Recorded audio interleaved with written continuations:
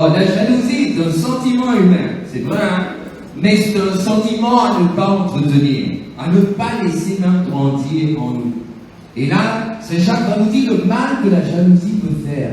Et il dit ceci.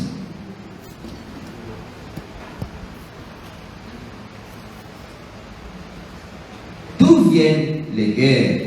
D'où viennent les conflits entre vous? N'est-ce pas justement de ces désirs qui mènent leur combat en vous-même? Vous êtes plein de convoitises et vous n'obtenez rien, alors vous tuez. Vous êtes jaloux et vous n'arrivez pas à vos fins, alors vous êtes en conflit et vous faites la guerre. Vous n'obtenez rien parce que vous ne demandez pas. Vous ne demandez pas. Vous demandez, mais vous ne recevez rien. En effet, vous demandez, vos demandes sont mauvaises puisque c'est pour tout dépenser en plaisir. La jalousie, voilà quelque chose qui détruit toujours. Si tu laisses la jalousie entrer dans ta vie, sois sûr que tu seras un agent du mal. Tu vas forcément aboutir au mal. Tu vas forcément faire quelque chose qui va atteindre ou toucher la vie de l'autre. Et souvent, on laisse cette jalousie-là grandir effectivement en nous. Et c'est un exercice à faire. Apprendre à bénir Dieu chaque fois qu'on voit qu'un bienfait a été fait à un de nos frères. Ça, il faut apprendre cet exercice. D'abord, première des choses, moi, comme je dis aux gens, la jalousie ne peut pas faire partie de ma vie. Pourquoi même j'aime jaloux? Pourquoi?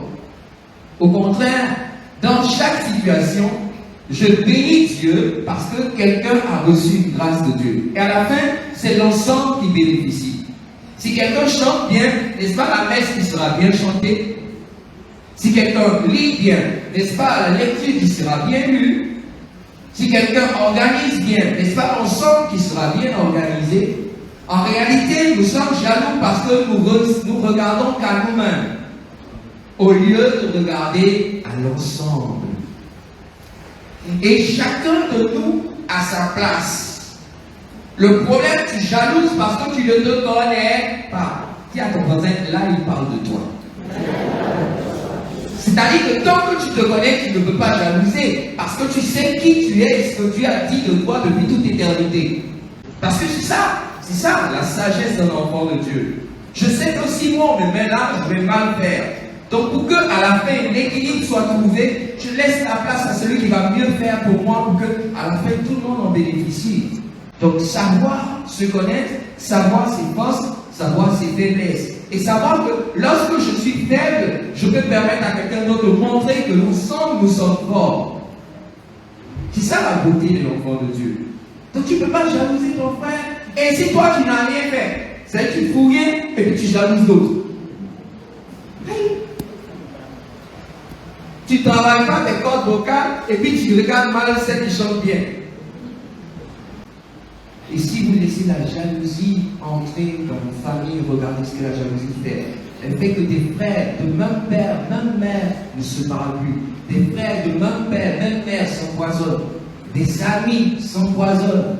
Combien de fois est-ce qu'on n'a pas entendu encore ces temps-ci, un ami avec qui on est parti qui a mis du poison dans le verre. J'ai un cousin qui est décédé il n'y a pas longtemps encore. Il est sorti de ses amis, il est revenu mort. Inutilement. La jalousie, la cupidité. Et Saint Jacques nous dit, c'est ces choses qui habitent nos cœurs. Si quelque chose de ce genre habite ton cœur, dis-le clairement en toi. Ça, c'est pas moi. Ça, c'est Satan qui veut que ça grandisse en moi.